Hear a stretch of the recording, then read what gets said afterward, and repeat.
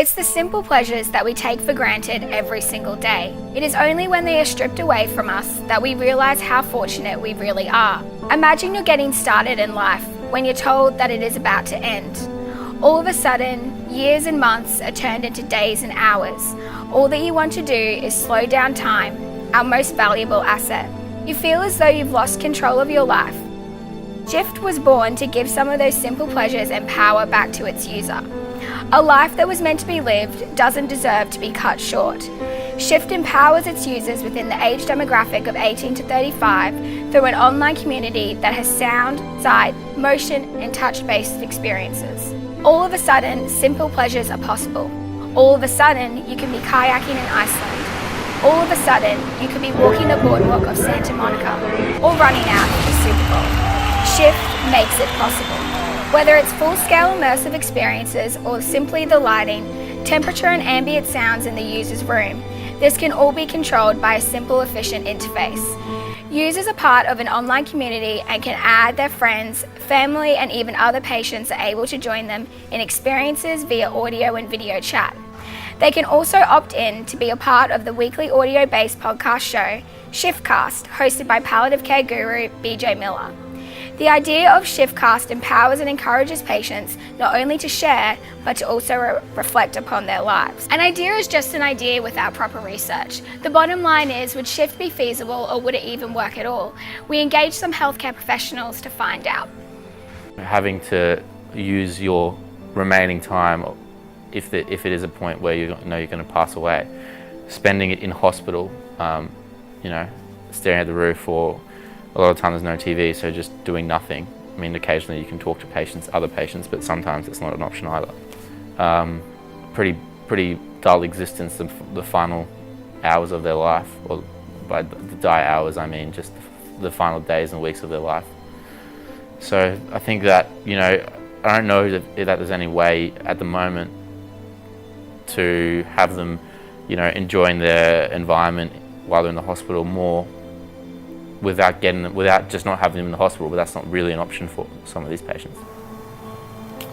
I think end-of-life care is extremely important in the healthcare system, and it's important for patients, obviously, because it's their end of life, and everyone deserves to have a comfortable and a comfortable end of life. But it's important for their friends, it's important for their families, and to a degree it's also important to the healthcare professionals, knowing that they can provide that and knowing that that their patients aren't suffering and that they're doing a good job as well. I think that virtual reality, it's not going to go from where we are today to what we see in futuristic movies.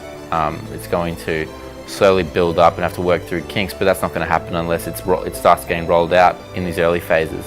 And even at the early stage right now, there's still a lot that it can offer. Taking somebody virtually to somewhere that's a lot nicer to be living or be experiencing, like the demos that I tried in the Himalayas and the sports arena, especially I think the environmental ones probably do a bit more for, when you're out in the, experiencing nature.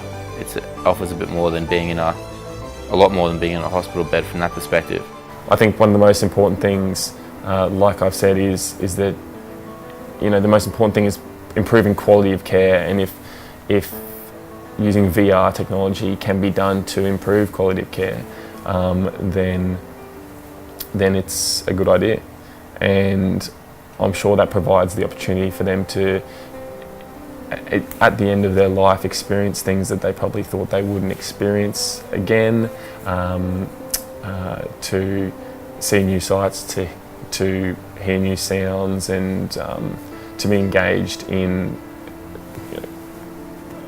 pleasant, peaceful and interactive environments that VR can provide. I think it's already leaps and bounds ahead of where it was a year ago, 2 years ago. So I definitely think that it has a place at the stage it is now, and it certainly will have a place in the future. Definitely, I think the idea of community is a great idea and is important, regardless of whatever walk of life you come from and whatever stage of life you're in. I think that having relationships and friendships with other people is always important. We wanted to take a seemingly morbid, sterile space and transform it into an enriching, customisable space for the user. Hospice care environments are often cold and sterile, with heavy connotations of death and loneliness. For Shift, we wanted to be able to transform this morbid environment into an enriching, customisable space for the user. From research about hospice architecture, we were inspired to recreate a suite in 3D modelling to help people visualise the space with the device installed. A walkthrough of this video was used for prototyping. So Shift is a modular experience, so we thought about redesigning every physical aspect that you may find in a hospice patient's room.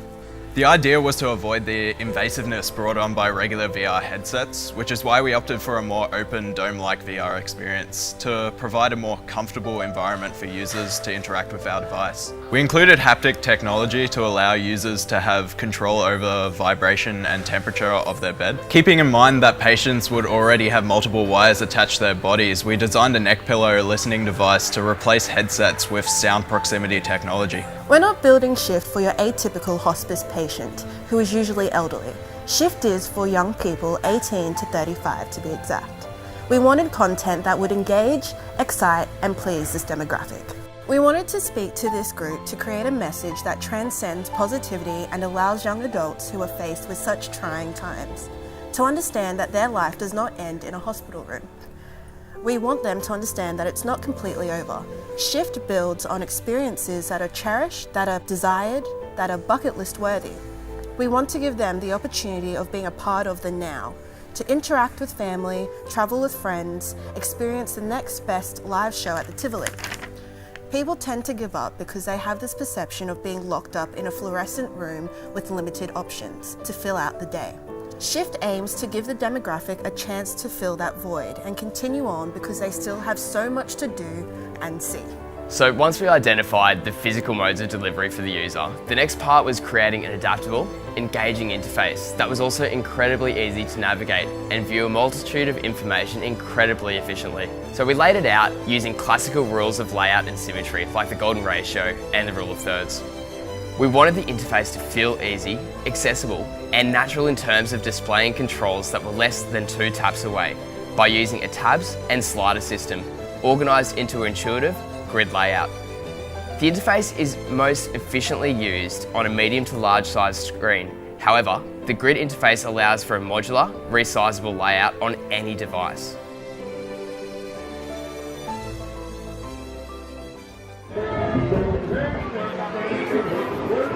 They got rooms.